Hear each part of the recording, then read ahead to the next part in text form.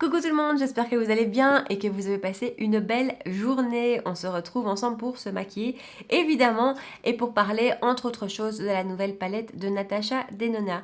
Cette vidéo-ci n'est pas une vidéo qui lui est entièrement consacrée parce que je voulais vous parler d'autres choses et que voilà, donc j'avais envie de vous faire un Get Ready With Me autour d'elle, mais avec d'autres petites nouveautés dont on va parler, qui sont toutes des magnifiques découvertes, hein, suspense. Mais donc voilà, la toute nouvelle palette de Natasha Denona est sortie pour la Saint-Valentin, c'est la Love Palette. Elle a clairement une color story Saint-Valentin, il n'y a pas de doute là-dessus. Vous savez que j'adore la marque, que j'ai du mal à passer les sorties palettes. J'ai passé la Métropolis, mais voilà, j'ai du mal à les passer en général. Vous connaissez ma dernière expérience avec la Mini Glam, qui a été un petit peu mitigée, c'est en tout cas de loin pas ma palette préférée. Et celle-ci, comment vous dire? Je vais vous raconter dans le reste de la vidéo. Voilà, disons que je suis pas encore 100% convaincue et pourtant Dieu sait que j'adore la marque. Mais voilà, il va falloir le temps que je me fasse un petit peu mon opinion dessus. Mais de toute façon, je vous raconte tout ça dans le reste de la vidéo. Je vous présente des nouveaux produits que j'adore.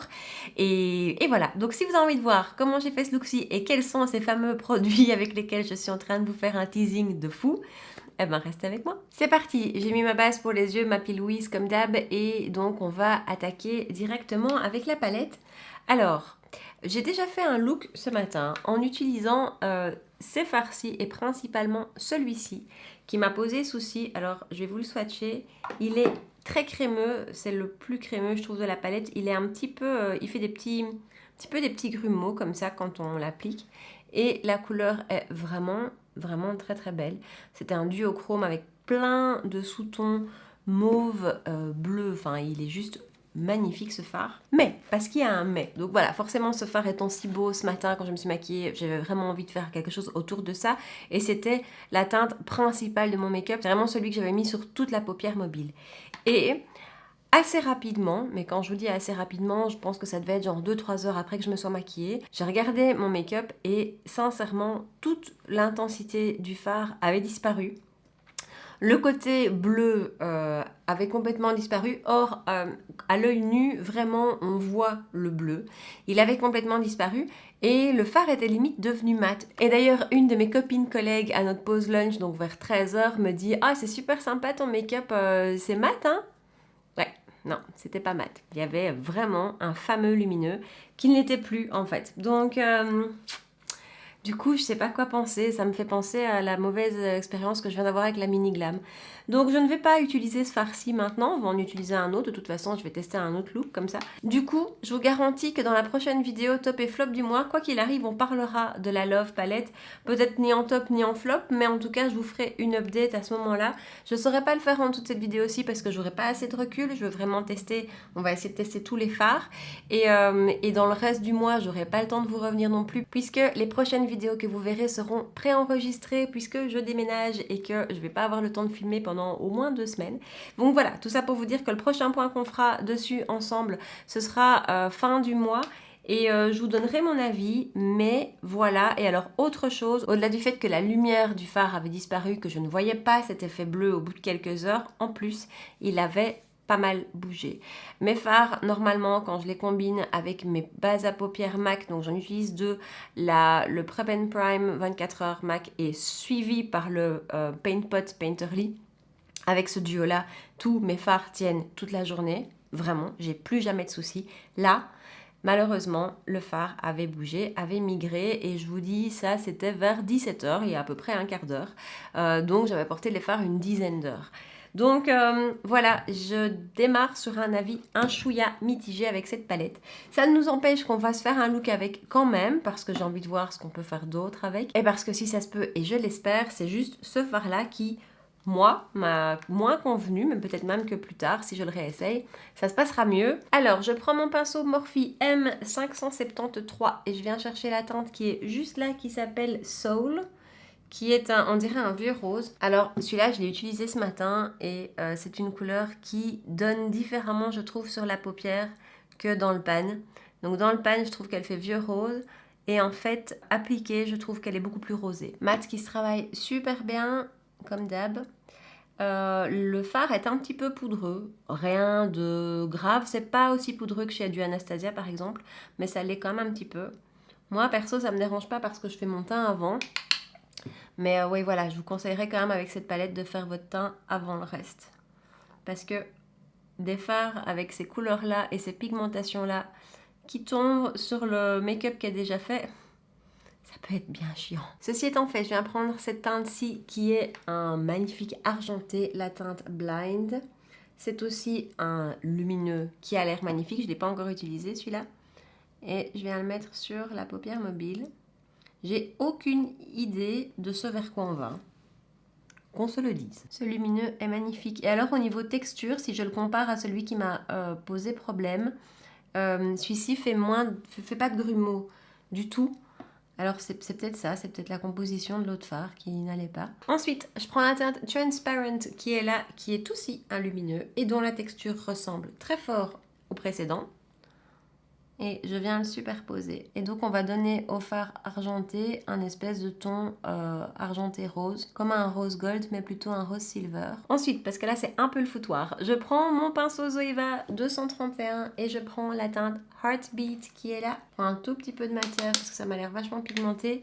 Et je viens juste faire la liaison ici et du coup estomper les fards lumineux que je viens d'appliquer et qui comme ça là tout de suite font un peu bazar. Ensuite, je prends mon pinceau de chez Boozy Shop, c'est le 6700 là que j'aime beaucoup. Et je reprends Heartbeat que je viens de prendre dans un premier temps tout seul et je viens le placer en coin externe. Ce petit pinceau, je vous l'ai dit, je le trouve génial. Et ensuite, je viens prendre Commitment qui est un de ces fards de la fameuse texture de chez Natasha Denona. Donc ce sont des mats qui sont extrêmement crémeux, c'est assez spécial. Apparemment, dans certaines vidéos qui ont été faites à propos de cette palette, ce fard-là déçoit. Moi, au swatch, je le trouve superbe. Et je l'ai utilisé ce matin, j'ai pas eu de soucis. Donc voilà. Bon, la teinte argentée est encore un peu trop présente à mon goût. Je vais venir chercher Passion, qui est là, Passion, qui est aussi un lumineux super beau, tout doux.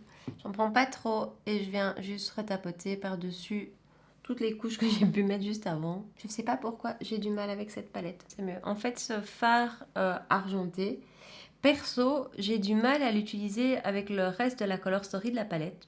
Voilà, j'ai un peu du mal. Mais combiné avec d'autres fards, je trouve que c'est joli. Il leur donne une autre dimension forcément. Et d'autres reflets. Bon, je crois qu'on va en rester là. On s'est assez donné en superposition de teintes. Donc on va en rester là pour l'instant. Et de toute façon, en général, c'est quand le mascara est posé et que tout le reste est fait qu'on voit le résultat. Donc voilà, mais je sais pas. Vraiment, je sais pas. Je vais rajouter une chose. Je vais prendre mon crayon de chez Urban Decay, les 24/7. C'est des crayons que j'adore. Dans la teinte alcaline, qui est une teinte qui va tout à fait avec ce type de couleur. Et je me fais un rat de cils. Voilà, je trouve qu'un trait de crayon, ça change quand même beaucoup. Et ces crayons pour les yeux, pour moi, font partie des meilleurs que j'ai testés. Ils sont pas hyper chers, ils sont pas donnés non plus. C'est une vingtaine d'euros, je pense, mais j'adore ces crayons pour les yeux. Du coup, on met les yeux en pause. On y revient après. Il faut que je vous dise. Avant de commencer cette vidéo, j'ai sprouché, comme on dit chez nous, un parfum de la marque Juliet Has a Gun. Et c'est le parfum, si je ne me trompe pas. Ça sent... Voilà, depuis le début, je me maquille, je sens mon poignet, ça sent divinement bon. Si vous aimez les parfums très sucrés, c'est génial. Parenthèse terminée, on continue. Je vais utiliser mon primer Oil and Shine Control de chez Smashbox. C'est pas une nouveauté. Vous savez que je l'aime beaucoup, ce primer. Que c'est un de mes primers faciles, avec lesquels tout se passe bien. Assez siliconeux et a priori avec un pouvoir matifiant. Et ensuite, en fond de teint, on va appliquer le Fresh Wear de chez L'Oréal. Ça, c'est pas une nouveauté. Par contre, ce matin, j'ai testé. Alors, vous allez vous dire, ce matin, elle a tout testé. Oui, en fait, elle a tout reçu hier. Et j'ai plus beaucoup de temps devant moi du tout pour vous préparer des vidéos. Donc, voilà, j'ai testé ce matin et j'ai vraiment, vraiment aimé. Et j'espère que ça va aussi bien se passer. Je vais utiliser le Blendiful de Tati Beauty. Donc, Tati Beauty est une youtubeuse américaine que vous connaissez sûrement, voilà, que j'aime beaucoup, que j'adore, qui a lancé sa propre marque de make-up il n'y a pas très longtemps, fin l'année dernière. Elle nous a lancé une palette qui était magnifique. Hein. Je vous invite à aller voir la vidéo sur cette palette, elle est juste dingue. Et elle vient de sortir ceci, qui va nous aider à appliquer tous nos produits make-up. Alors à la base, j'étais pas du tout tentée par ceci. Je me suis dit, ouais, bof. Alors en plus, il faut savoir que quand on commande chez Tati Beauty, on commande aux États-Unis. États-Unis égale frais de douane potentiels, égale Charlotte avec son bol, tu les auras. Donc j'étais vraiment pas emballée de risquer des frais de douane pour si peu. Ça se vend au prix de 18 $. Alors il est accompagné d'un mini que j'ai déjà mis dans mon sac et que je vous montrerai après. Et le mini, il est plus fait pour, en cours de journée, venir absorber l'excès de sébum. Il n'est pas forcément fait pour se maquiller. Celui-ci, c'est vraiment un outil de maquillage. Néanmoins, il y a eu plein de vidéos qui sont parues de youtubeurs et youtubeuses américains au sujet du Blendyful, puisque ça s'appelle le Blendyful. Et je vous avoue qu'après avoir vu 2 ou 3 vidéos, je le voulais. Hein. Voilà, c'est devenu un indispensable. J'en avais besoin. Et grâce à l'une d'entre vous, Marion, eh ben, il est arrivé dans mes mains. Parce que en France, la limite de frais de douane est plus élevée que chez nous en Belgique, donc la limite à partir de laquelle vous êtes potentiellement soumis à la douane est plus élevée que chez nous. Chez nous, c'est une vingtaine d'euros, je crois que c'est 21 € ou 22. En France, je pense que c'est plus élevé. Et donc, Marion a commandé pour nous deux. Et m'a ensuite envoyé mon petit colis. Donc voilà, sans ça, je pense pas que je m'y serais risquée. Effectivement, on n'a pas eu de frais de douane. Et je l'ai testé ce matin. Alors avec ceci, vous êtes censé pouvoir appliquer votre primer, votre fond de teint, votre anti-cerne, votre poudre de finition, votre poudre pour le dessous des yeux. Enfin, tout. C'est l'outil à tout faire. Quand on voit les revues, je vous en mettrai une ou deux en dessous de la vidéo. Il y a la revue de Manimua, il y a la revue de Ali Glines. Voilà, c'est ces deux-là en tête qui m'ont donné envie de tester la petite chose. Voilà, ils font tout avec. Donc, je ne me suis pas tentée aujourd'hui à tout faire parce que ça, je veux tester. Je vous en redonnerai des nouvelles. Mais ce matin, j'ai testé avec le fond de teint. Et vraiment, ça s'est hyper bien passé. J'ai été assez étonnée du résultat. Alors, Marion, qui a commandé aussi, l'a aussi testé ce matin. Et elle, par contre, ça s'est moins bien passé. Donc, à voir. À voir parce que peut-être que dépendamment du fond de teint ou je sais pas, ou de la peau, ça se passe pas tout à fait pareil. Ici, donc ce matin, j'avais testé avec un fond de teint mat et ça s'était bien passé. Et ici, donc j'ai le Fresh Wear qui est plutôt un fond de teint plus lumineux qu'un mat. En tout cas, c'est pas non plus un glowy. Et donc, vous voyez, il suffit de... On ne mouille pas la bête. Ça reste sec. Et après, il suffit d'étaler la matière. Et franchement, j'aime assez le résultat. Ce qui est génial aussi qu'il faut noter, c'est que ça absorbe beaucoup moins de matière qu'un Beauty Blender. Donc on perd quand même moins de matière. Si c'est quelque chose qui vous tracasse, ici on en perd quand même nettement moins parce que ça n'a pas cet effet absorbant. C'est assez étonnant en fait à la base d'utiliser quelque chose de sec comme ça. Moi, c'est ça qui me faisait un peu bizarre. Mais non, c'est hyper agréable. En plus, c'est tout doux. Et je trouve que ça imprègne la matière, réellement. Et vous allez voir que par la suite, que ce qui est génial aussi, c'est de l'utiliser pour appliquer les poudres. Parce que on le tord dans tous les sens. Et ça, j'ai trouvé ça génial. Et vous voyez, par contre, au niveau matière, je suis habituée à en mettre beaucoup plus. Et au final, c'est pas nécessaire, j'en mets trop, comme on est là. Et vous voyez, quand on fait ça, c'est génial. Parce que toutes les traces disparaissent. Et on a vraiment l'impression que le fond de teint vient se mélanger à la peau. Je sais pas, c'est génial. Jusque-là, j'adore ce truc. Alors ensuite, anti-cerne. Et là, j'ai une petite nouveauté. C'est l'anti-cerne de chez Dior. Donc, c'est le Forever Skin Corrector que j'ai en teinte 1N. Alors lui, par contre, je le teste depuis une semaine. Et je l'adore. C'est un vrai coup de cœur. Vrai coup de cœur d'anti-cerne. Il est très très beau. Il s'applique hyper bien. Je prends mon Blendyful dans l'autre sens pour avoir bien cette forme-là. Il s'applique hyper bien et il ne file pas dans les plis, il ne marque pas les petites ridules. Voilà, ils se font en 2 secondes 15. Vraiment, j'ai eu un gros coup de cœur sur cet anti-cerne. Il n'a pas du tout de côté asséchant, il n'a pas du tout de côté mat. La couvrance est moyenne, je dirais. C'est un anti-cerne pour un make-up normal de tous les jours. C'est pas une haute couvrance, c'est une belle couvrance moyenne. Voilà le résultat. Et vraiment, j'aime beaucoup le rendu. Alors moi, je le poudre. Et je vous avoue que le jour où je ne l'ai pas poudré, ça avait un petit peu filé quand même. Pas énormément, j'ai déjà des anti-cernes qui ont plus filé que ça. Mais voilà, ça avait moins bien tenu, forcément. Par contre, il y a quand même un petit bémol avec cet anti-cerne, c'est que vous voyez ça, c'est la teinte 1N, c'est la deuxième teinte. C'est la deuxième teinte la plus claire, la première étant un 0, qui apparemment est pratiquement blanc. Et je trouve que la 1N est déjà assez foncée. Voilà, je trouve que le gap entre les premières est énorme et que voilà, moi ça match avec cette couleur-ci, ça va, mais il aurait pu être un peu plus clair, ça m'aurait pas dérangé. Voilà, c'est vraiment un rendu du coup très naturel, on n'a pas ce côté très lumineux d'un anti-cerne plus clair, mais pour le reste, la matière en elle-même d'anti-cerne, je suis complètement fan. Et alors en plus, il a quand même 11 millilitres, ce qui est vraiment, vraiment bien. Et au niveau prix, 34 € chez Sephora, 24 € chez Origine Parfum. Voilà, la différence est énorme. Et voilà, pour une belle contenance. C'est une belle découverte. Je vous dis, je l'ai testé toute la semaine. Et au début, quand je teste un produit, les premiers jours, c'est pour le test. Et si ça me plaît pas, je le teste 2 jours, 3 jours, et puis je passe à autre chose. Lui, je l'ai porté toute la semaine parce que vraiment, je l'ai adoré. Alors, je prends ma poudre de chez Laura Mercier pour le dessous des yeux. Et je prends mon Blendiful. C'est ça qui est génial. Je prends un autre coin. Je tapote un peu l'excédent sur ma main et voilà, j'ai poudré le dessous de mes yeux. On revient à la palette et je reprends un pinceau boule, c'est le JH39. Je vais reprendre Soul qui est là et je l'applique sur tout le ras de cils inférieur. Ensuite, je reprends Commitment, toujours avec le même pinceau.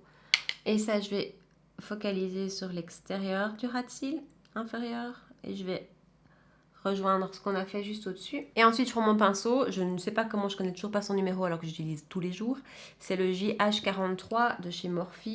Et avec lui, je viens rechercher Transparent qui est là et je viens l'appliquer sur le reste du ras de cils. Et puis, on va finir le tout avec le mascara de chez Laura Mercier, le Caviar, qui reste un de mes mascaras chouchou, qui fait tout. Il allonge, il donne du volume.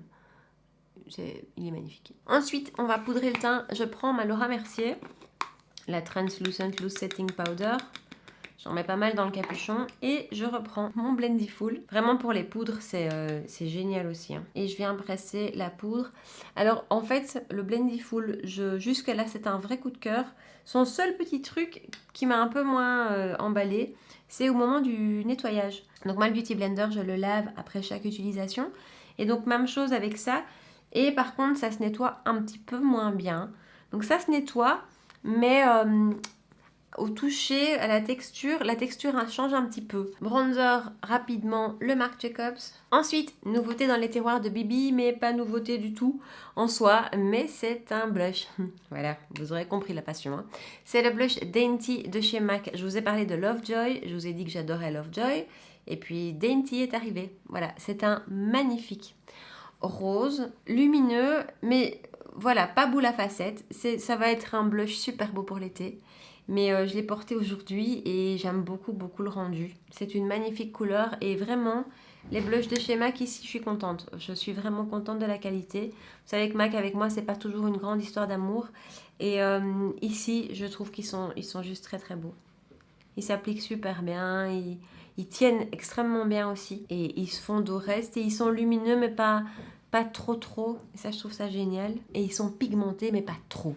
Donc voilà, on n'a pas peur de faire des taches non plus. Et j'adore le rendu, je crois que printemps-été, je vais l'adorer, même si je l'adore déjà. Ensuite, un highlighter. Alors, je vais utiliser l'highlighter de la palette de chez Kiko et je vais venir chercher le doré qui est là, qui est la teinte Golden View. Et ensuite pour les lèvres, encore une petite nouveauté, c'est la Lip Glow Oil de chez Dior. J'adore ce truc. J'ai la teinte 015 Cherry. Donc c'est clairement une huile qui est censée hydrater vos lèvres. Avec la saison, moi c'est vraiment ce que je cherche. Et ça fait super bien le job, ça hydrate vraiment, vraiment bien. Ça a un très léger goût mentholé. Alors, Cherry est la teinte la plus foncée et la teinte la plus rouge. Comme ça, à l'application, la teinte ne ressort pas énormément. Maintenant, je vous assure que quand vous en mettez 3 à 4 fois de suite, comme ça laisse à chaque fois la lèvre un petit peu teintée, après, vous avez vraiment une belle couleur. J'adore ce produit. J'étais à 2 doigts de m'en racheter une deuxième teinte. Et puis, le prix m'a un peu freiné parce que c'est quand même, je crois, 36 € chez Sephora, 31 sur Origine Parfum. Donc c'est pas un produit qui est donné et qui a certainement des équivalents moins chers et qui a un baume à lèvres, il y en a certainement des moins chers. Mais voilà, j'ai adoré celui-ci, j'adore le goût, j'adore le rendu, j'adore l'effet. Et c'est un énorme coup de cœur, je suis sûre que ça va être dans mes favoris du mois de février. Voilà, mais pour le coup, on a fini le look. Alors, vraiment comme ça, au rendu, j'aime bien. Je trouve ça assez joli, je trouve le tout harmonieux. Je préfère ce look-ci à celui que j'ai fait ce matin, Cela dit, j'ai quand même un petit peu galéré, hein. J'ai quand même superposé, je sais pas très bien combien de couleurs sur ma paupière, mais bon, le résultat final me plaît. Je vous ai dit, je vais continuer à la tester, cette palette, je vais continuer à faire des make-up différents et je vais essayer d'utiliser à peu près tous les fards pour pouvoir réellement vous en reparler. Mais voilà, le souci que j'ai eu ce matin, étant donné que j'ai eu le même problème avec la Mini Glam, ça me refroidit un petit peu. Maintenant, j'ai quelques autres palettes de Natasha Denona dans ma collection. J'ai la Sunrise qui avait le même format. La Gold, j'ai beaucoup de mini, j'en ai beaucoup d'intermédiaires. Là, c'est la à 5 fards mais plus gros. J'ai jamais eu de soucis. À part avec la Mini Glam, mais j'ai jamais eu de problème. Donc voilà, je vous tiens au jus, comme on dit, je vous tiens au courant. Voilà, parce que j'ai pas envie de la démonter tout de suite, cette palette, parce que c'est peut-être juste un coup de pas de bol ce matin. Parce qu'en soi, la qualité des fards au swatch est super belle. La Color Story, si vous aimez le rose, est très belle. Ils se travaillent tous très bien. Pour moi, même Commitment s'est travaillé hyper bien. Je vais vous montrer un petit peu Commitment, comment il swatch. Alors j'en ai fait d'autres sur ma main pendant que je me maquillais, mais voilà. C'est juste magnifique pour un fard aussi foncé, ça swatch super bien, c'est pas patchy du tout. Voilà, du coup, j'espère que le résultat final vous plaît. Dites-moi ça dans les commentaires ici en bas. Plusieurs d'entre vous ont déjà craqué aussi pour la Love Palette, donc dites-moi ce que vous en pensez, est-ce que vous l'avez testé, qu'est-ce que vous en dites des fards. Voilà, est-ce que vous avez remarqué des choses comme moi ou justement le contraire, est-ce que de votre côté tout s'est super bien passé? Voilà, laissez-moi tout ça dans les commentaires. Est-ce que vous avez aussi testé des autres produits dont je vous ai parlé aujourd'hui? Cette petite perle, l'anti-cerne que j'adore. Dites-moi si ça vous tente. Voilà, j'avais trop envie de vous en parler. Peut-être pas faire une vidéo uniquement là-dessus, mais j'avais envie de vous en parler et je pense que c'est quelque chose de toute façon que je vais réellement réutiliser parce que là aussi c'est un petit coup de cœur. Donc voilà, laissez-moi tout ça ici dans les commentaires. N'oubliez pas de me rejoindre sur Insta, de me laisser un petit pouce avant de partir, ça fait toujours plaisir au moral, de vous abonner à ma chaîne si ce n'est pas encore fait, et puis surtout de revenir pour une prochaine vidéo. À bientôt, ciao. Ouais, je sais pas. Je sais pas. Il n'y a pas à savoir.